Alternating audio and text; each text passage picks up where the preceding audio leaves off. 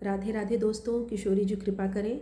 तो आज का विषय है चंद्र ग्रहण, जो कि 7 सितंबर को शुरू हो रहा है रात्रि 9:58 से 1:26 के बीच में। लगभग 3 साढ़े 3 घंटे का ये ग्रहण होगा, लेकिन इसका प्रभाव सूतक काल से ही शुरू हो जाता है और सूतक काल शुरू हो रहा है 12:19 से लगभग 9 घंटे पहले।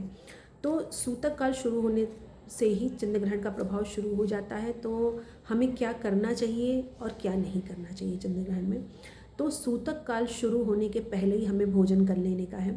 सूतक काल शुरू होने के बाद पका हुआ भोजन नहीं करते हैं, और जो कच्चा भोजन है उसके ऊपर भी आप कुशा डाल दीजिए। जो भी कच्चा दाल चावल वगैरह जो भी कुछ है उसके ऊपर आप कुशा डाल दीजिए, काले तिल डाल दीजिए, ताकि ग्रहण का प्रभाव उस पर ना पड़े।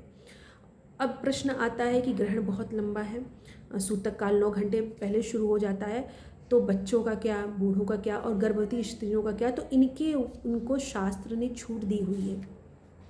जो बूढ़े हैं, जो बच्चे हैं, जो गर्भवती स्त्रियां हैं, उनको आप सूतक काल का उनको पालन नहीं करना है।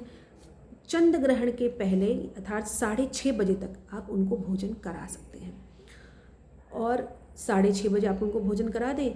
बच्चों को आप 6:30 बजे भोजन करा के विश्राम करा सकते हैं। और जो लोग लड्डू गोपाल की सेवा करते हैं, ठाकुर जी की सेवा करते हैं या बाल राम की सेवा करते हैं, तो वो भी लोग पूछते हैं क्या करने का है। भगवान को भी, जो आपके बड़े विग्रह हैं उनको तो आप ढक के रखेंगे, लेकिन जो छोटे बाल हैं आप उनको अपने पुत्र की तरह उनकी सेवा कर रहे हैं, तो वो भी आपके बच्चे समान, आप उनको भी 6:30 बजे तक भोजन करा के विश्राम करा सकते हैं।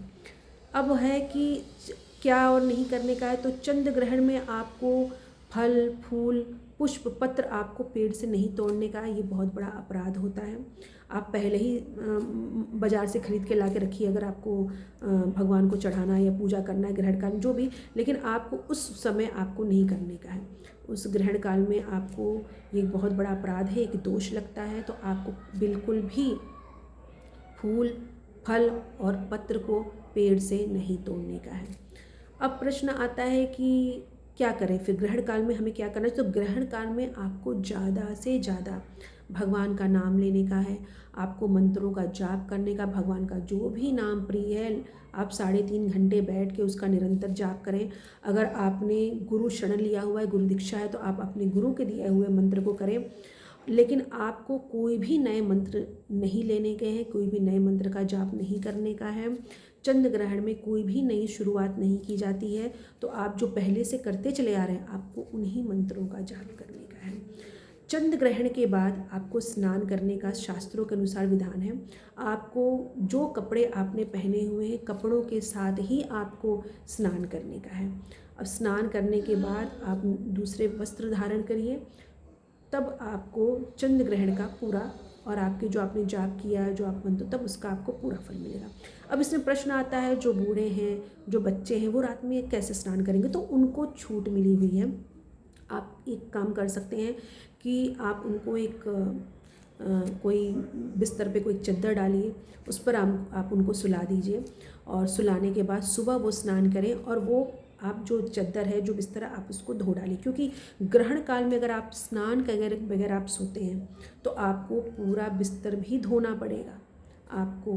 तो इसलिए आप स्नान करके ही आप विश्राम करें। जो बूढ़े हैं, जो बच्चे हैं, गर्भवती स्त्रियों को शास्त्र ने छूट दी है, लेकिन जो स्वस्थ हैं उनको तो स्नान करने के बाद ही सोना चाहिए। ग्रहण काल में दान का बहुत महत्व है, तीर्थों में स्नान का बहुत महत्व है। अगर आप दान करते हैं तो उसका अनंत अनंत गुना फल मिलता है। तो आप चंद्र ग्रहण से घबराएं नहीं, उसका ज़्यादा से ज़्यादा फ़ायदा उठाएं। भगवान की भक्ति करें, भगवान का नाम लें, और भक्तों को तो वैसे भी डरने की ज़रूरत नहीं पड़ती, क्योंकि ग्रहण भगवान के लिए नहीं है।